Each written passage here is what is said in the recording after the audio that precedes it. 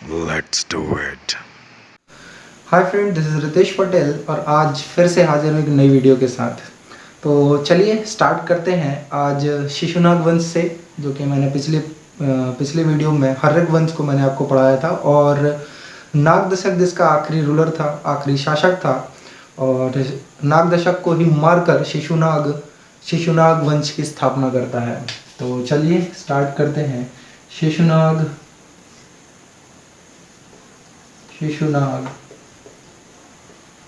वंश से, मतलब कि शिशुनाग डायनेस्टी से।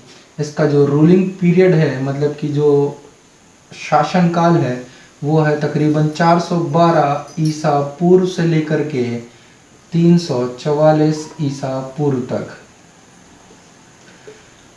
शिशुनाग वंश से ज़्यादा एग्जाम में क्वेश्चंस नहीं आते हैं, केवल 2-4 ही क्वेश्चन है, दो ही क्वेश्चन बनते हैं। पहला कि शिशुनाग वंश के जो फाउंडर है वो कौन है, तो इस पे ज़्यादा एफर्ट डालने की ज़रूरत नहीं है, आपको पता है शिशुनाग वंश से शिशुनाग, राइट? हाँ जी सर, शिशुनाग। और ये सबसे पहले राजगद्दी पे बैठ के सबसे पहला काम इनका होता है, ये अवंती पे हमला करते हैं। अवंती पे आक्रमण कर जीत लेते हैं अवंती को। और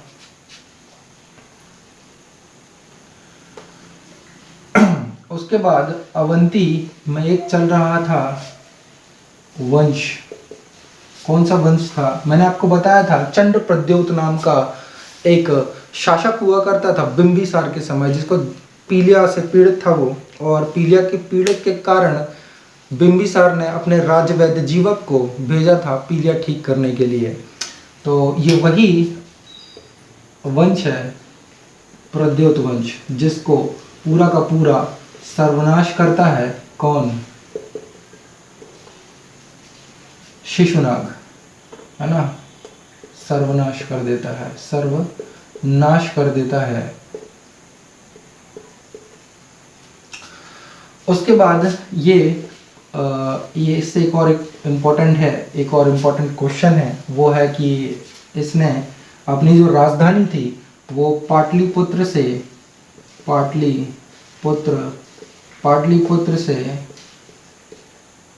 राजधानी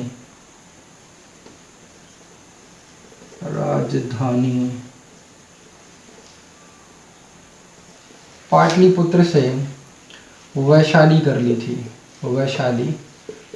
थी। मैंने आपको बताया था कि जो उदायीन था, तो उदायीन ने अजातशत्रु का जो बेटा था उदायीन, तो इसने दो नदियों के बीच में एक सिटी स्टैब्लिशमेंट करी थी, उसको कहा गया पाटलिपुत्र। पाटलिपुत्र मगध की दूसरी राजधानी बनती है। पहली थी राजगृह, मैंने आपको बताया था, और तीसरी थी पाटलिपुत्र से वैशाली, मतलब वैशाली तीसरी थी।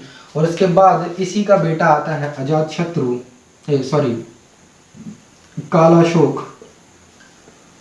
कालाशोक, इसी का बेटा कालाशोक, जिसका रूलिंग पीरियड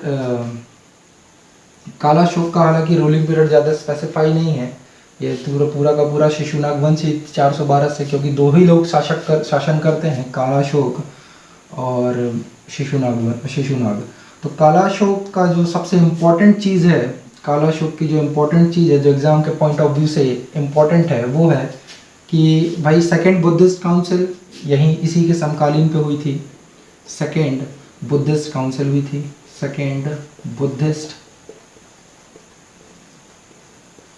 काउंसिल मतलब कि जो दूसरी बौद्ध महासंगति है, वो इसी के शासनकाल में हुई थी। मैंने आपको बताया था, जब मैं बौद्ध धर्म की वीडियो मैंने आप यदि देखेंगे बौद्ध धर्म की वीडियो, तो उसमें मैंने आपको बताया था कि जो महासंगति है, तो दूसरी जो महासंगति है वो कालाशोक के रूलिंग पीरियड पे थी।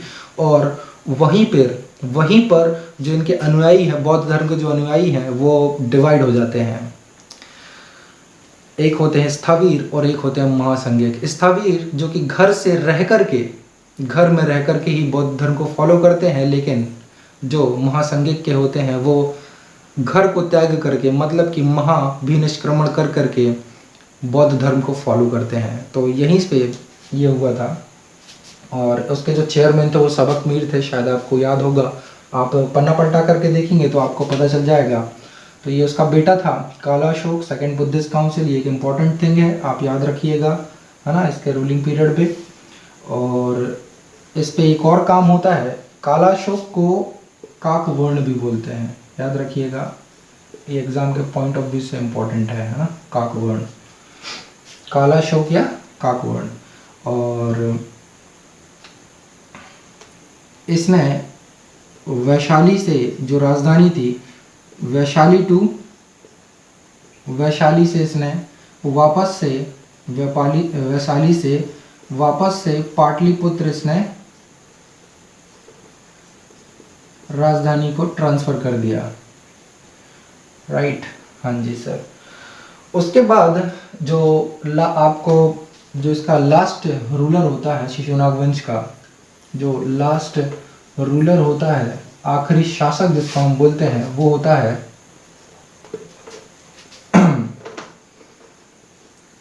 नंदीवर्धन।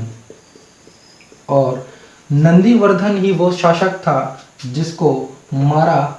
इसी के शासन में एक सचिव था, सचिव की पदवी पर काम करता था, वो था महापद्मनंद।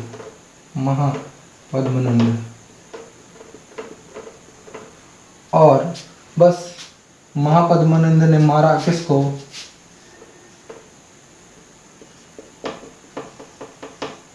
नंदीवर्धन को, और एस्टैब्लिशमेंट करते हैं एक नए साम्राज्य की। वो कौन सी थी सर, एक नए वंश की, वो थी नंद वंश। अब आएगा नंदा डायनेस्टी।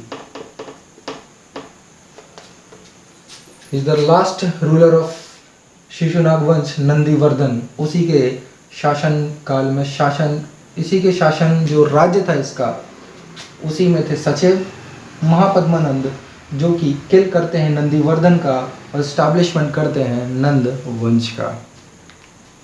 हाँ जी सर, अब नंद वंश आ चुका है, तो अब महापद्मनंद की बात करते हैं।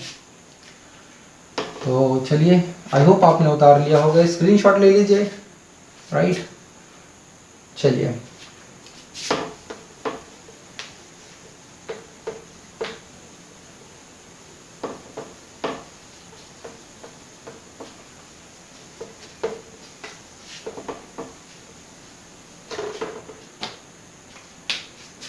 तो बात करेंगे अब नंद वंश की, जिसका जो पीरियड है वो तकरीबन 344 ईसा पूर्व से लेकर के 323 ईसा पूर्व तक चलता है नंद वंश। महापद्मनंद के बारे में बोला जाता है कि एक पहले शासक थे जिन्होंने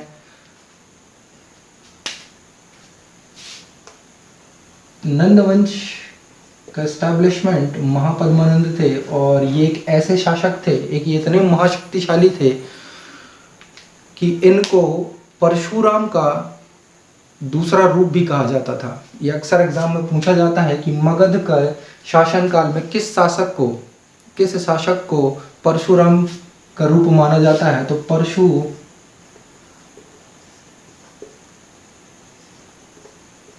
परशुराम का दूसरा रूप माना जाता है किसको, महापद्मनंद को, राइट। हाँ जी सर, महापद्मनंद को परशुराम का दूसरा रूप भी माना जाता है। और एक खारवेल शासक हुआ करते थे और उन्होंने एक हाथी अभिलेख लिखवाया था। उस हाथी अभिलेख से हमें पता चलता है कि महापद्मनंद ने कलिंग पर भी आक्रमण किया था और कलिंग को जीत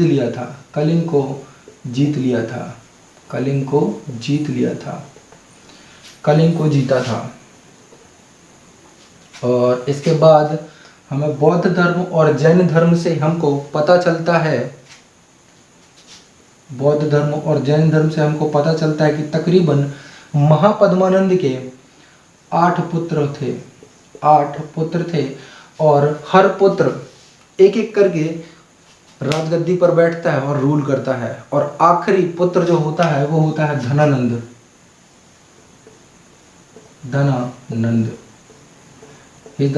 ये आखिरी 8वां पुत्र है धनानंद, जो कि अब राजगद्दी पर बैठेगा। और ये इसके जो इम्पोर्टेंट पॉइंट्स हैं, वो सबसे पहला जो इम्पोर्टेंट पॉइंट है, सबसे पहला इम्पोर्टेंट पॉइंट ये है कि भारत का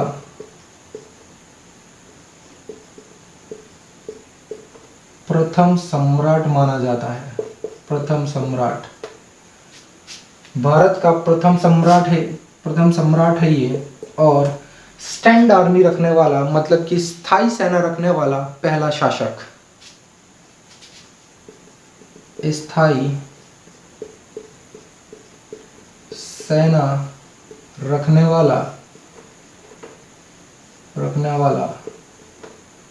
प्रथम शासक कौन था? तो प्रथम शासक था धनानंद। तो ये कुछ इंपॉर्टेंट पॉइंट्स है धनानंद से, और ये काफी महान राजा हुआ करता था। और सबसे एक और एग्जाम में पूछा जाता है धनानंद से ही कि 326 ईसा पूर्व में आया था अलेक्जेंडर द सिकंदर, महान सिकंदर।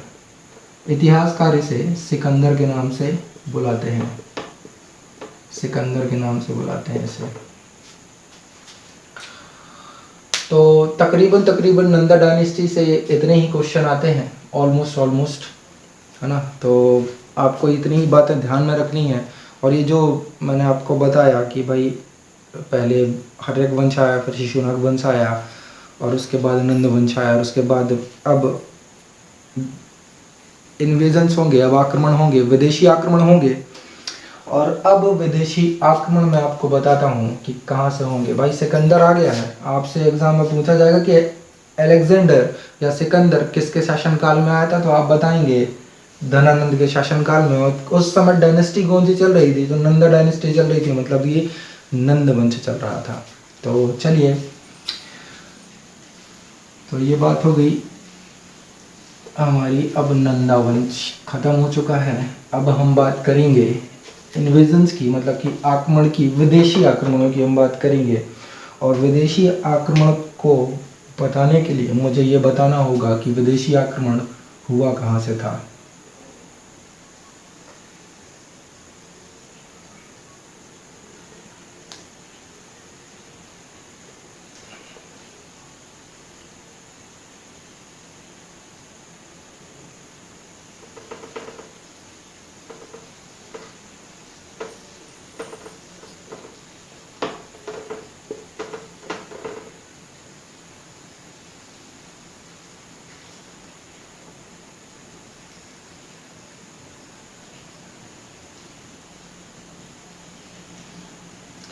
तो ये है हमारे भारत का नक्शा। सारे जहाँ से अच्छा हिंदुस्तां हमारा, हम बुलबुलें हैं इसकी, ये गुलसिता हमारा। राइट, हाँ जी सर। तो सबसे ऊंचा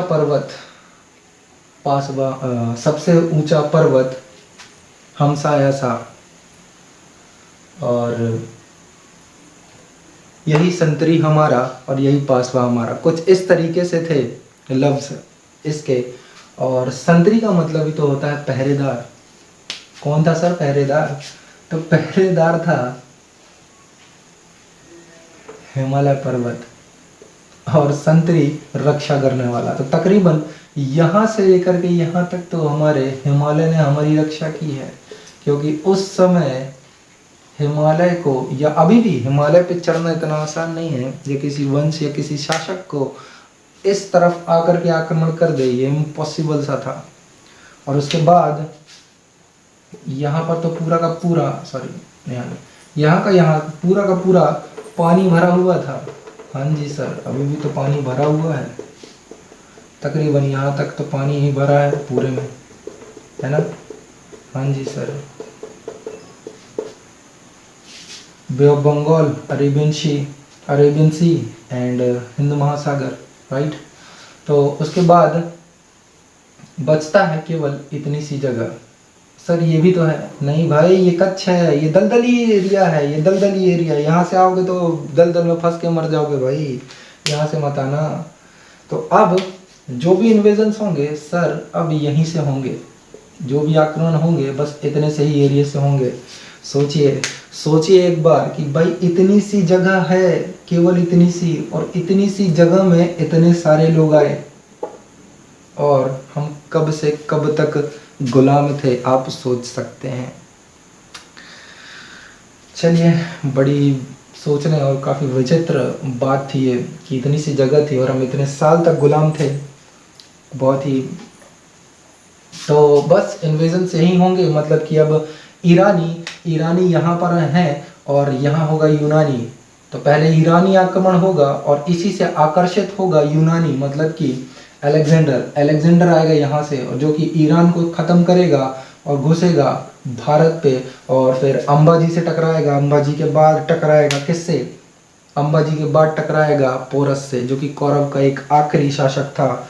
और पोरस के बाद पहुंचेगा व्यास नदी के तट पर। उसके बाद सेना मना कर देगी आगे जाने से, और जैसे ही सेना आगे जाने से मना करेगी, वापस से अलेक्जेंडर वापस आएगा और बेबीलोन पहुंचता, और बेबीलोन में 33 साल की वर्ष में उसकी मृत्यु हो जाती है। आपसे ये भी एग्जाम में पूछा जाता है कि अलेक्जेंडर की मृत्यु कितने वर्ष और कहाँ पर हुई, तो आप यही आंसर करेंगे कि बेबीलोन पे हुई और 33 वर्ष की आयु में हुई, तकरीबन 323 बीसी पे, राइट। हाँ जी सर। तो बात करेंगे पहले ईरानी आक्रमण की। ईरानी आक्रमण की। ईरानी आक्रमण को भी बोला जाता है पर्शियन इन्वेजन या फिर फारसी इन्वेजन बोल सकते हैं। तो सबसे बड़ा कि भाई ईरान में एक डायनेस्टी चला करती थी, मतलब कि एक वंश चला करता था, उसे बोला जाता है हक्कामनी वंश। और हक्कामनी वंश पर एक शासक था, एक रूलर रूल कर रहा था, जिसको बोला जाता है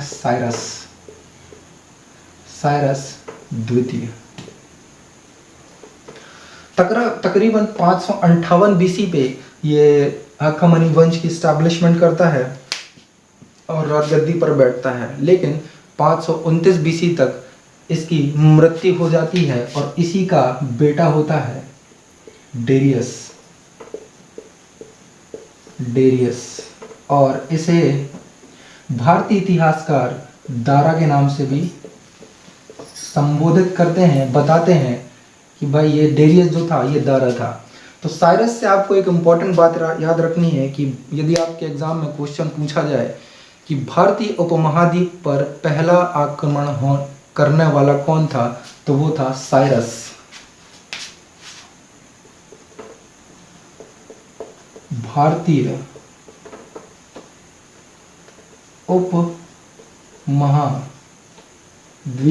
उपमहाद्वीप पर आक्रमण करने वाला प्रथम पहला विदेशी था ये, जिसने पहला विदेशी आक्रमण किया था साइरस द्वितीय ने, जो कि एक विफल था, क्योंकि सक्सेस नहीं हुआ था। उसके बाद यदि आपसे पूछा जाएगा कि भारत पर पहला आक्रमण करने वाला कौन था, तो वो था दारा, मतलब कि डेरियस। भारत पर प्रथम विदेशी आक्रमण किया था किसने? डेरियस ने। और इसके द्वारा जितने भी राज्य जीते गए, जितनी भी प्लेस जीती गई, तो उसने उसे एक कौन सा प्रांत बताया उसने? 20वां प्रांत उसे बताया। 20वां प्रांत, जितनी भी भारत की जगह जीती। ये भी एग्जाम में पूछा जाता है कि भाई डेरियस के द्वारा जीता हुआ क्षेत्र उसका कौन सा प्रांत, कौन से नंबर का प्रांत था? तो आप बताएंगे 20वां प्रांत था, राइट? हाँ जी सर। तो अब आगे बढ़ते हैं और बात करेंगे कि भाई ये इन्वेजन्स तो किए ईरानियों ने, इससे भारत को कुछ लाभ भी होता होगा। बिल्कुल हुआ है, एक लाभ हुआ है, वो है भारत विदेशी आक्रमणों के लाभ लिख लीजिए इसमें। तो लाभ या बेनिफिट्स यदि मैं बात करूं तो बेनिफिट्स होंगे इंडो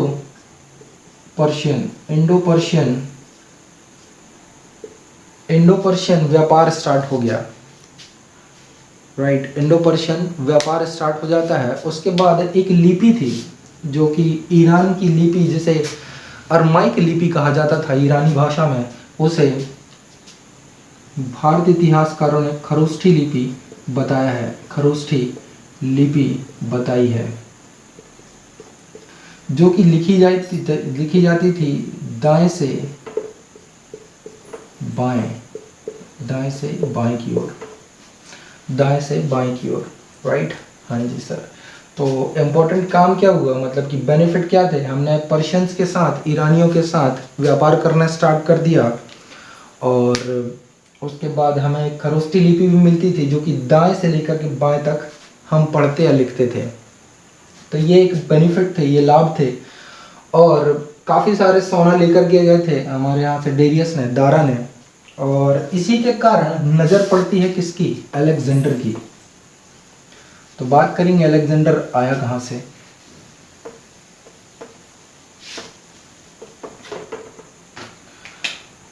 तो अब पढ़ेंगे हम यूनानी आक्रमण। यूनानी मतलब कि ग्रीक इन्वेजन्स। ग्रीक इन्वेजन्स की यदि मैं बात करूं, यूनानी आक्रमणों की बात करूं, तो एक यूनान में या ग्रीक में एक जगह थी मकदूनिया, जिसे इंग्लिश में मैसाडोनिया कहा जाता है, मैसाडोनिया कहा जाता है। और मैसाडोनिया का ही एक रूलर रूल कर रहा था, मैसाडोनिया पे एक रूलर रूल कर रहा था, वो था फिलिप। और ये फिलिप 329 बीसी में इसकी मृत्यु हो जाती है और इसी का बेटा होता है अलेक्जेंडर, जिसे भारतीय इतिहास सिकंदर के नाम से भी संबोधित करते हैं। सिकंदर तकरीबन 20 वर्ष की आयु में ये राजगद्दी पर बैठता है। 20 वर्ष की आयु में अलेक्जेंडर राजगद्दी पर बैठता है। इसका एक सपना हुआ करता था, ये हमेशा बोलता था अपने पिता से कि भाई मुझे विश्व विजेता बनना है। तो बोला ठीक। और जैसे ही मृत्यु होती है 329 ईसा पूर्व फिलिप की, जैसे ही राजगद्दी पर बैठता है तो अपने ही गुरु अरस्तु, इसके टीचर हुआ करते थे, इसके गुरु हुआ करते थे अरस्तु, उनसे इसने आशीर्वाद लिया और बोला कि अब मैं जा रहा हूँ विश्व विजेता बनने के लिए, आप मुझे आशीर्वाद दीजिए। तो बोलते हैं ठीक है जाओ। लेकिन इसकी नज़र पड़ी, क्योंकि भाई पहले ही ईरानी आ चुके थे, काफ़ी सारा सोना लूट के जा चुके थे। तो इसके दिमाग में था कि पहले मैं अपना एक आर्थिक स्थिति मजबूत करूंगा, उसके बाद मैं विश्व की ओर आगे बढ़ूंगा। तो पहले ये अपने आप को आर्थिक स्ट्रॉन्ग करना चाहता था, फाइनेंशियली स्ट्रॉन्ग करना चाहता था। तो ये पहुंचता है भारत पर, लेकिन भारत को पहुंचने से पहले इसे ईरान में से होकर के गुजरना पड़ता था। अभी मैंने आपको बताया कि यहाँ इधर यूनान था, इधर ईरान था और इधर भारत था। तो सबसे पहले ये पहुंचता है कहाँ? ईरान। और ईरान में तकरीबन पूरे के पूरे ईरानियों का खात्मा कर देता है ये। पूरा ईरानी मतलब कि दारा, उस समय दारा तृतीय रूल कर रहा था, उसने इसका खात्मा किया, दारा तृतीय का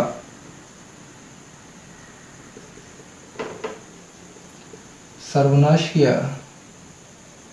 सर्वनाश किया किसका? ईरानियों का, ईरानियों का सर्वनाश किया।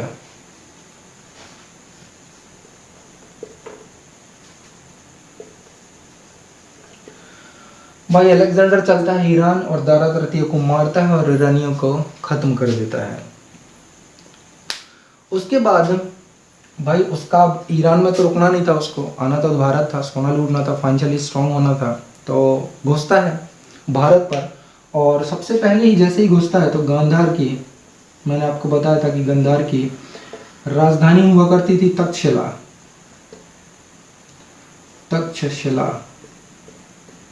तो गांधार की राजधानी जो तक्षशिला थी, सबसे पहले ये वहां पहुंचता है और सबसे पहला ही सामना होता है वहां के रूलर अंबाजी से, अंबाजी से। और जैसे ही अंबाजी से उसका सामना होता है, अंबाजी घबरा जाते हैं, बोलते इतनी बड़ी सेना, और अलेक्जेंडर का नाम सुनते ही उनकी हालत खराब होती है और घुटने देख देते हैं वो। अंबाजी सरेंडर करते हैं, सरेंडर करते हैं अपने आप को, surrender to Alexander, surrender to Alexander, अपने आप को अलेक्जेंडर को सरेंडर करते हैं और बात करते हैं कि भाई मैं आपके जो विजेता वाला जो आपका अभियान है, मैं उस पर आपकी साथ दूंगा। तो बोले ठीक है भाई आजा, बोले ठीक। उसके बाद जो जो लोग अलेक्जेंडर के सामने आते चले गए वो सरेंडर होते चले गए। उसके बाद ये पहुंचता है विस्तृता नदी पे। उस समय की विस्तृता नदी थी, उस समय की विस्तृता नदी थी जो ईरानी हाइडो स्पीच बोलते हैं, जैसे ईरानी हाइडो स्पीच बोलते हैं, और आज के समय की वो झेलम नदी है, राइट, जी सर, झेलम नदी।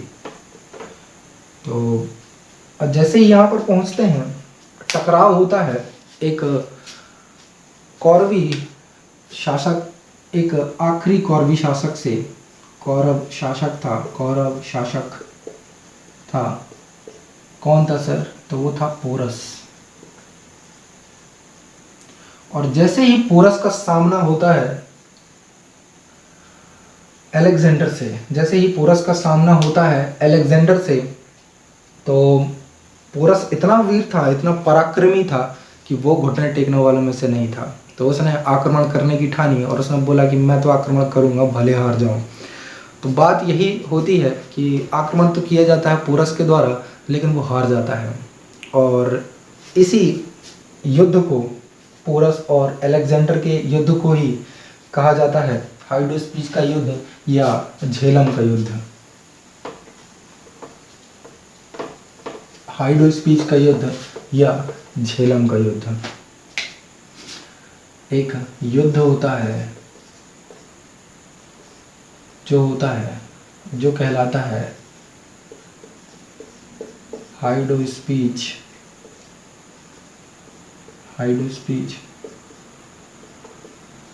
का युद्ध, जो होता किसके किसके बीच में है? जो होता है अलेक्जेंडर मतलब कि सिकंदर और पोरस के बीच में। हाइडो स्पीच का युद्ध या झेलम का युद्ध, झेलम का युद्ध। आगे आप लिख लीजिएगा, अलेक्जेंडर या पोरस के बीच में। लेकिन अलेक्जेंडर पोरस से इतना प्रभावित था, उसके शौर्य, उसके वीर, इतना पराक्रमी इंसान को देख करके अलेक्जेंडर इतना प्रभावित था कि उसके द्वारा जो भी भाग छीना गया था पोरस का, अलेक्जेंडर के द्वारा जो भी भाग छीना गया था पोरस का, वो उसको वापस कर देता है और पहुंचता है कहाँ पर? व्यास नदी पर। व्यास नदी पर जैसे ही पहुंचता है तो उसकी सेना आगे जाने से मना कर देती है, बोलती है नहीं अब हम आगे नहीं जाएंगे, इसलिए क्योंकि भाई आगे मगध है भाई, ये है हिंदुस्तान ये हिंदुस्तान है और ये हिंदुस्तान है और इतने में बस लाइक शेयर एंड सब्सक्राइब करना ना भूलें। So thank you very much.